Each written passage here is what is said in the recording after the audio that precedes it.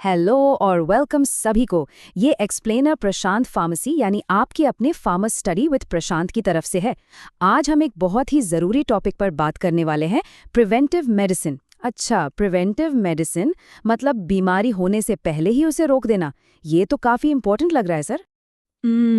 ये क्वेश्चन तो काफी इंटरेस्टिंग है। मतलब एक तरफ 19th सेंचुरी का पानी का क्राइसिस, फिर एक मॉडर्न पैंडेमिक और एक एकदम डेडली हेमोरेजिक आउटब्रेक। ये तीनों चीजें तो बिल्कुल अलग अलग लगती हैं। इनके बीच कॉमन लिंक क्या हो सकता है? सच में एक पजल जैसा है। और इस पजल का जवाब है प्रिवेंटिव मेडिसिन। देखिए, सभी हेल्थ साइंस स्टूडेंट्स के लिए ये कॉन्सेप्ट समझना बिल्कुल फंडामेंटल है। बात सिर्फ बीमारी को ठीक करने की नहीं है, असल बात है उसे शुरू होने से रोकने की। और यही तो पब्लिक हेल्थ की बुनियाद है, राइट? तो ऐसा लग रहा है जैसे हम एपिडेमिक केस फाइल्स खोलने जा रहे हैं। हम पहले प्रिवेंटिव मेडिसिन के बेसिक समझेंगे, फिर कॉलेरा, सार्स और इबोला के केस स्टडीज देखेंगे और लास्ट में सब कुछ कनेक्ट करके देखेंगे। तो चलिए शुरू करते हैं। बिल्कुल, तो चलिए शुरू करते हैं सेक्शन 1, अंडरस्टैंडिंग प्रिवेंटिव मेडिसिन के साथ। इससे आप एक स्ट्रेटेजिक फ्रेमवर्क या एक ब्लूप्रिंट की तरह सोचिए। ये वो ब्लूप्रिंट है जिसे हम इन्फेक्शियस डिजीजेस से लड़ने के लिए इस्तेमाल करते हैं। इसका कोर प्रिंसिपल बहुत सिंपल है, लेकिन उतना ही powerful. Prevention is better than cure. Okay, तो चलिए अपनी पहली केस फाइल खोलते हैं। कॉलेरा यानी पानी से फैलने वाला खतरा। ये तो एक क्लासिक एग्जाम्पल है ना? जरा सोचिए, बस एक बैक्टीरिया, कंटामिनेटेड पानी और उससे एक पूरा का पूरा आउटब्रेक। एग्जैक्टली। और देखिए, किसी भी आउटब्रेक को समझने के लिए हम इस एपिडेमियोलॉजिकल ट्रायड मॉडल का यूज करते हैं। कॉलेरा के केस में जो एजेंट है यानी बीमारी का कारण, वो है विब्रियो कॉलेराए बैक्टीरिया। होस्ट मतलब जिसको बीमारी होती है वो कोई भी हो सकता है, और एनवायरनमेंट है वो जगह जहां एजेंट को थ्राइव करने का मौका मिलता है, जैसे यहाँ कंटामिनेटेड पानी या स्ट्रीट फूड। जब ये तीनों आपस में इंटरैक्ट करते हैं तभी बीमारी फैलती है। सर, स्लाइड पर फीको ओरल रूट मेंशन्ड है। इसका आसान भाषा में क्या मतलब हुआ? बिल्कुल, देखो इसका सीधा मतलब है कि इन्फेक्टेड पर्सन के फीसेस यानी मल से बैक्टीरिया पानी या खाने में मिल जाता है, और जब कोई हेल्दी इंसान वो पानी पीता है या खाना खाता है तो वो भी इन्फेक्ट हो जाता है। ये एक बहुत ही डायरेक्ट और कह सकते हैं डेंजरस साइकिल है। और इसकी जो सिम्टम्स हैं वो काफ़ी सिवियर हो सकते हैं। असल में सबसे बड़ा खतरा बैक्टीरिया से नहीं बल्कि उसकी वजह से होने वाले मैसिव फ्लूइड लॉस से है। एक्सट्रीम डिहाइड्रेशन मतलब शरीर में पानी की भयंकर कमी। बॉडी इतनी तेजी से पानी और ज़रूरी इलेक्ट्रोलाइट्स खो देती है कि मसल क्रैम्प्स होते हैं, ब्लड प्रेशर गिर जाता है और हालत बिगड़ने पर कार्डियोवैस्कुलर शॉक तक हो सकता है। इसीलिए तुरंत रिहाइड्रेशन यानी पानी की कमी पूरी करना लिटरली एक लाइफ सेवर है। तो मतलब कॉलेरा से बचने के लिए कोई बहुत कॉम्प्लेक्स मेडिसिन नहीं, बल्कि बेसिक पब्लिक हेल्थ मेजर्स जरूरी हैं, जैसे साफ पानी, सेफ फूड, हाथ धोना और ओआरएस का इस्तेमाल। ये कितनी अमेजिंग बात है कि इतने सिंपल स्टेप्स इतने पावरफुल हो सकते हैं। बिल्कुल सही, ये कम्युनिटी लेवल प्रिवेंशन का एक परफेक्ट एग्जाम्पल है। ऑलराइट, तो अब वक्त है अपनी दूसरी केस फाइल का, सार्स। अब हम पानी से फैलने वाली बैक्टीरियल थ्रेट से हटकर एक मॉडर्न हवा से फैलने वाली वायरल थ्रेट की तरफ जा रहे हैं, और इसने ग्लोबल हेल्थ के रूल्स को पूरी तरह बदल दिया था। अच्छा, तो इन फैक्ट्स को देखें। कॉजेटिव एजेंट एक कोरोना वायरस है और ये रेस्पिरेटरी ड्रॉपलेट से फैलता है। सुनने में तो ये काफी हद तक कॉमन फ्लू जैसा ही लग रहा है। तो फिर सार्स इतना अलग और इतना खतरनाक क्यों था? यही तो सबसे जरूरी सवाल है। शुरू में सार्स बिल्कुल फ्लू जैसा ही लगता है, लेकिन इसका असली खतरा है इसका रैपिड प्रोग्रेशन। मतलब ये शुरुआती सिम्टम्स से बहुत तेजी से सिवियर रेस्पिरेटरी डिस्ट्रेस में बदल सकता है, जहां सीधा लंग्स पर अटैक होता है। यही स्पीड इसे इतना डेडली बनाती थी। और क्योंकि सांस के लिए कोई वैक्सीन अवेलेबल नहीं है, इसलिए प्रिवेंशन ही हमारा सबसे बड़ा हथियार बन जाता है। पूरा फोकस दो चीज़ों पर आ जाता है।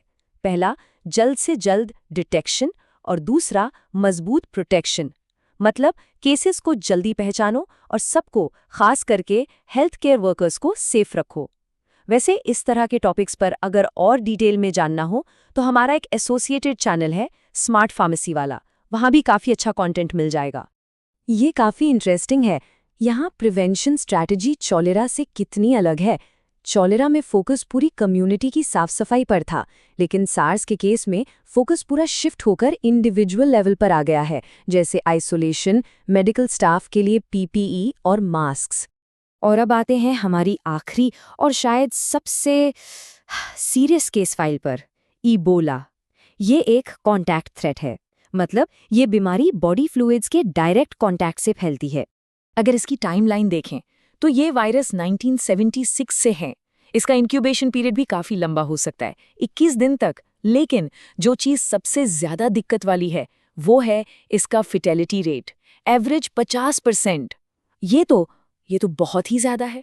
हाँ, और एबोला के बारे में ये बात समझना सबसे ज़रूरी है, क्योंकि इसको लेकर एक बहुत बड़ी गलतफहमी है। जैसा कि स्लाइड पर साफ लिखा है, ये एयरबोर्न नहीं है, ये हवा से नहीं फैलता, ये सिर्फ और सिर्फ इन्फेक्टेड बॉडी फ्लूइड्स के डायरेक्ट कांटेक्ट में आने से फैलता है। ये सिर्फ एक डिटेल नहीं है, बल्कि पूरी की पूरी प्रिवेंशन स्ट्रैटेजी इसी एक फैक्ट पर डिपेंड करती है।